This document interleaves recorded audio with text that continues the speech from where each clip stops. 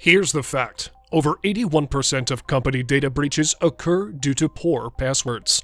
There's a reason why Alice Henshaw enjoyed a whopping 80% success rate in guessing 14 million business passwords. Despite this alarming news, research found that 51% of employees use the same password for their work and personal accounts.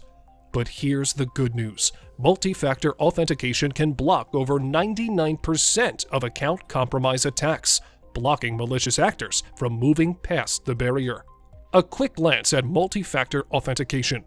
Before we discuss how MFA is advancing to protect businesses from malicious cyber attacks, let's cover the basics. Multi-factor authentication, or MFA, is a revolutionary technology that encourages people to verify their identity using two or more authentication methods. By combining two or more access requirements, multi-factor authentication makes it harder for hackers to bypass security. When you use a thumbprint, physical hardware, or security tokens, hackers don't want to bother you. They'd much rather deal with a 90-year-old grandma who doesn't have MFA. MFA. How does it work?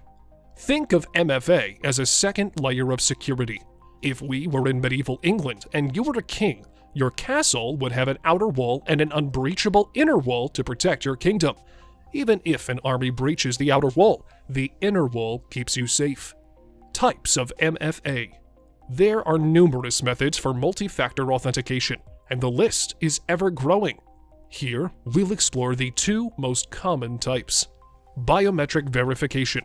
Biometric authentication verifies your identity using a fingerprint, iris scan, or facial recognition. But even this is not foolproof because hackers have a way of getting around it. Email SMS token authentication.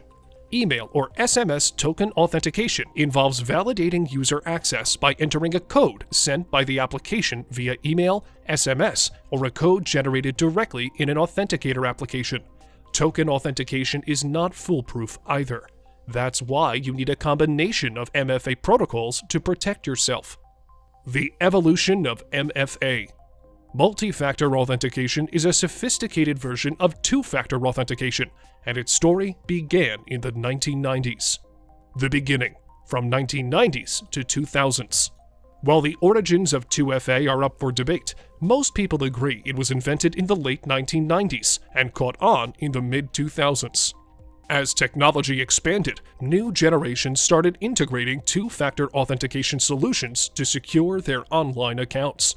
What's more, the popularity of smartphones in the mid-2000s encouraged more businesses to adopt 2FA. Modern-day MFA, from the 2000s to the 2010s. The data breaches of Sony Picture Entertainment and the US OPM shook the business world to its core. As a result, in early 2016, former President Obama wrote an editorial calling attention to the fact that passwords were no longer enough to protect businesses and their confidential data.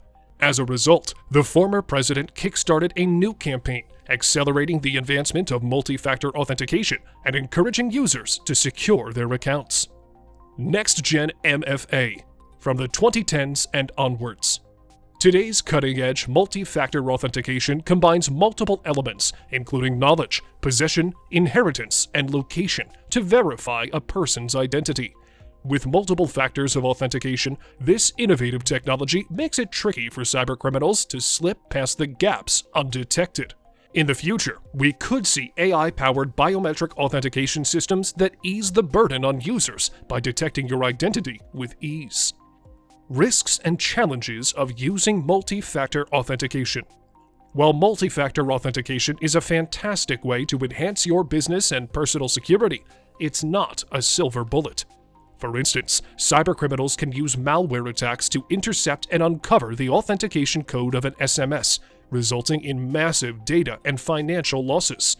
In addition, technical attacks including malicious viruses, trojans, and pop-up ads utilize a smartphone's accessibility features to provide hackers access to install malware on your system. The bottom line. Some MFA is better than no MFA.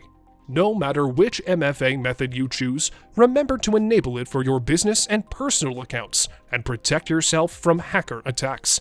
While multi-factor authentication has its weaknesses, businesses still need to implement it to add an extra layer of security.